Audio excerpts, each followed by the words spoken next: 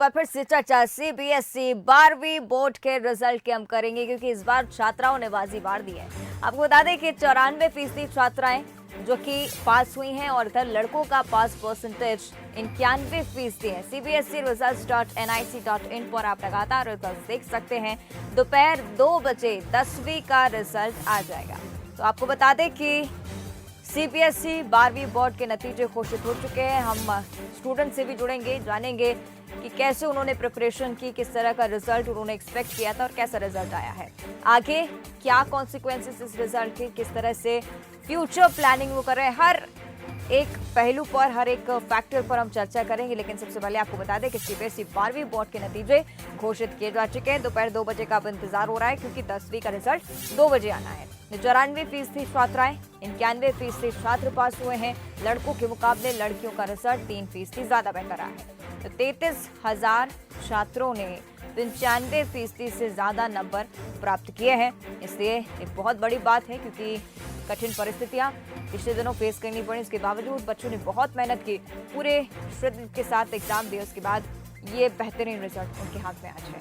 तो CBSE results.nic.in इस website पर भी आप रिजल्ट देख सकते हैं। cbsc.gov.in, cbsc results.nic.in, results.gov.in पर भी आप रिजल्ट देख सकते हैं। बीच में बात सामने आई थी कि वेबसाइट जो है वो कहीं ना कहीं क्रैश कर रही है, इसलिए लोगों को परेशानी हो रही है एक्सेस में।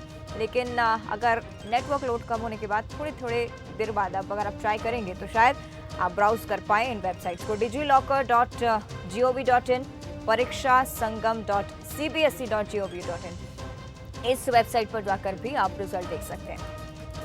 तो आपको बता दें कि cbsc.gov.in इस बारे में भी आपको हम जानकारी दे रहे हैं कि तमाम वेबसाइट्स हैं, इन पर आप रिजल्ट्स चेक कर सकते हैं।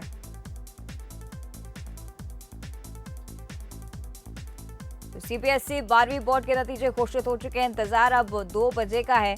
दोपहर 2 बजे 10वीं का रिजल्ट भी घोषित हो जाएगा। हालांकि 12वीं के बोर्ड की हम चर्चा करें तो बहुत ही अच्छा रिजल्ट बच्चों का इस बार। लड़कों के मुकाबले लड़कियों का रिजल्ट 3% ज्यादा बेहतर रहा है। 33,000 छात्रों ने 95% से ज्यादा नंबर हासिल कर लिए हैं। 32 लाख स्टूडेंट्स ने 90% से ज्यादा नंबर हासिल किए हैं। तो त्रिवेंद्रम का रिजल्ट सबसे अच्छा रहा। 98% छात्र यहाँ पर पास हुए हैं। प्रयागराज का रिजल्ट अगर हम बात करें तो यहाँ पर 83% स्टूडेंट्स ही पास हुए। हालांकि दूसरा मौका उन तमाम स्टूडेंट्स को सीबीएसई की तरफ से दिया जाएगा। चलिए स्टूडेंट से भी हम चर्चा करेंगे रिजल्ट्स को लेकर। राजधानी भोपाल से हमारे साथ ध्रुव अग्रवाल लाइव जुड़ रहे हैं। रायपुर से शांभावी शर्मा है। इंदौर से रिदर्म शुक्ला हमारे साथ लाइव जुड़ रहे हैं। तीनों स्टूडेंट्स का बहुत बहुत स्वागत है बंसल न्यूज पर।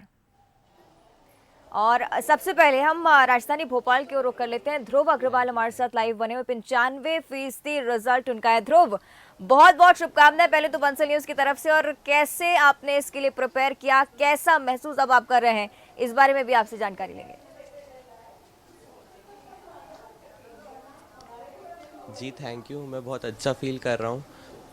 काफ़ी मेहनत के बाद ये रिज़ल्ट आया है और इसके लिए मैं 12th की शुरू से ही पढ़ाई शुरू कर दी थी, जिसकी वजह से ये रिज़ल्ट आ पाया है। निश्चित ही। और मुझे लगता है कि ध्रुव बहुत ही बेटर फ्यूचर आपका इस रिजल्ट के साथ होगा, क्योंकि 95% कम नहीं होते हैं। रायपुर से शांभवी शर्मा भी हमारे साथ लाइव जुड़ी है। 99% का रिजल्ट शांभवी, बहुत ही अच्छा रिजल्ट है। और क्या कुछ आपने प्लान किया है फ्यूचर को लेकर, कैसे इस रिजल्ट के लिए तैयारी की, ये भी आपसे हम जानेंगे। Thank you so much first of all. मैंने 12th की पहले बात करूँगी। 12th के लिए मैंने प्रिपरेशन हमेशा बहुत कांस्टेंट रखी है। मैंने कभी बहुत ज़्यादा मेहनत नहीं की, बहुत कम मेहनत नहीं की। मैंने हमेशा रोज़ पढ़ाई करने की कोशिश की है और हमेशा अपनी पढ़ाई की जो पेस है वो बहुत कांस्टेंट रखने की कोशिश की है। 12th में मेरा एज सच कोई टारगेट नहीं था। मेरा बस एक ही मोटिव था कि मैं मेहनत करूँ। और मैंने कभी मेहनत की टेंशन नहीं की कि आगे उसका रिज़ल्ट क्या होगा। और वही एक ही चीज़ कहते हैं कि अगर मेहनत आप करोगे तो उसका रिज़ल्ट हमेशा फ्रूटफुल ही रहता है। और मैंने वही करने की कोशिश की।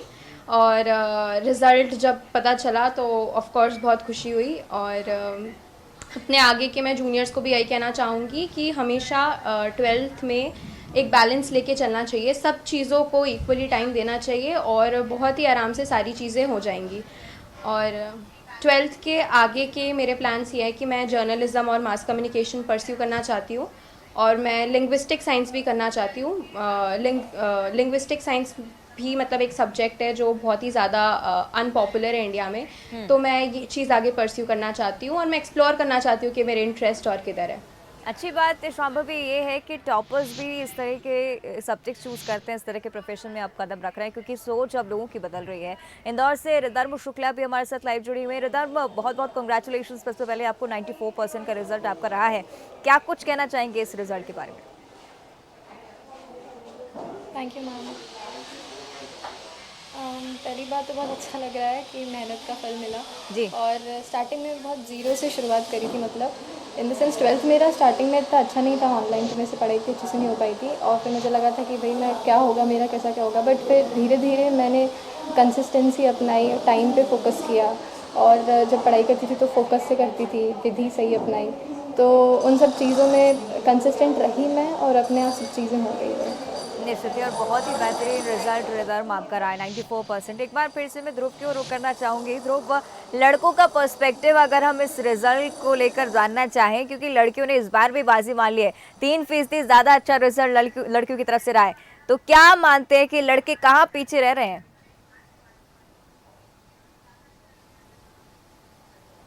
जी, लड़कियां सही में अच्छा परफॉर्म कर रही हैं। जैसा अपन पहले सोचते थे कि लड़कियों को घर के काम तक ही सीमित रखते थे, उस मानसिकता से अपन काफ़ी ऊपर उठ गए अब, और ये लड़कियां कॉन्स्टेंटली प्रूव कर रही हैं कि वो लड़कों से ज़्यादा अच्छा परफॉर्म कर सकती हैं।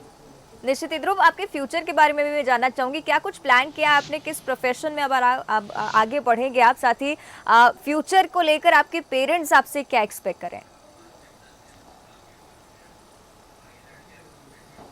जी, मैं आगे इंजीनियरिंग परस्यू करूँगा और उसके लिए मेंस में मेरे अच्छे नंबर आए थे और अब मैं एडवांस के लिए तैयारी कर रहा हूँ।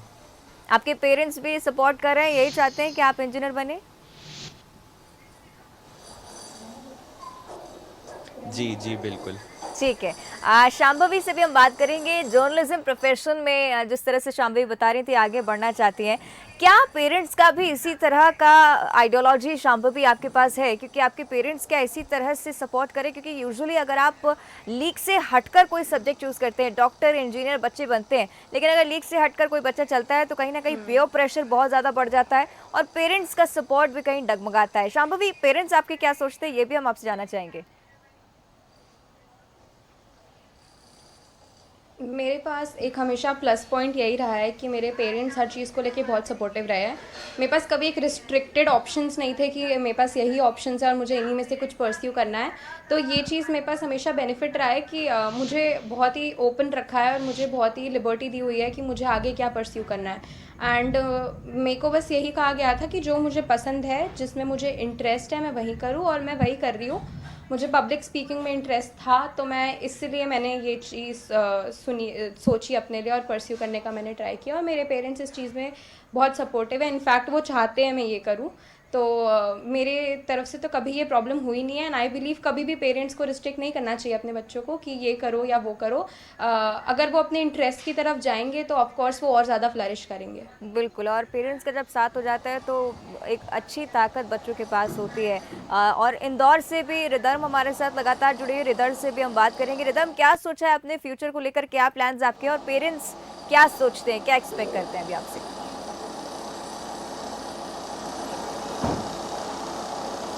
देखिए, पेरेंट्स को तो मुझे स्टार्टिंग पे कभी भी रिस्ट्रिक्शन नहीं अपना स्टार्टिंग से, और बस मॉम जानती थी कि जो मैं डिज़र्व करती हूँ आई शुड अचीव दैट। मेरा इंटरेस्ट साइंस में, लाइक बायो फील्ड में ज़्यादा है, तो मैं भी नीट 2023 की प्रिपरेशन कर रही हूँ। तो I have these future plans. ठीक है, यानी कि आप साथ साथ लेके चल रहे हैं अपनी पेरेंट्स की इच्छा को भी। ध्रुव भी हमारे साथ लगातार बने हुए हैं। ध्रुव, मैं ये भी जानना चाहूँगी क्योंकि आईआईटी और एनआईटी के जितने भी स्टूडेंट्स होते हैं बहुत ही छोटी उम्र से कोशिश करते हैं कि हम प्रिपरेशन करें और आगे इसके साथ बढ़ें। ध्रुव, कब से आपने प्रिपरेशन इसके लिए शुरू की और कैसे आप इसके साथ आगे बढ़ रहे हैं? जी, मैं 9 से इसके लिए तैयारी कर रहा था। काफ़ी कंसिस्टेंसी से इसके लिए तैयारी कर रहा था और अभी भी पूरी जर्नी ख़त्म नहीं हुई है, अभी एडवांस में भी अच्छा परफॉर्म करना है, और यही सब चल रहा है बस। निश्चित ही, और हम भी ये उम्मीद करेंगे कि आप जल्दी इसे क्लैरिफाई कर लें। शांभवी, एक और महत्वपूर्ण बात इस बीच ये कि पिछले दिनों जिन कॉन्सिक्वेंसेस को लोगों ने फेस किया, बच्चों ने भी फेस किया, बहुत डिप्रेशन का दौर रहा। क्या आप समझते हैं कि आगे जाकर एक बड़ा इन्फ्लुएंस इस पर बच्चों पर पड़ेगा? एक नेगेटिव पर्सपेक्टिव भी इसका हम जानना चाहेंगे और पॉजिटिव पर्सपेक्टिव भी जानना चाहेंगे कि बच्चे एटलीस्ट उतने सशक्त हुए हैं। शांभवी, क्या सोचते हैं इस बारे में?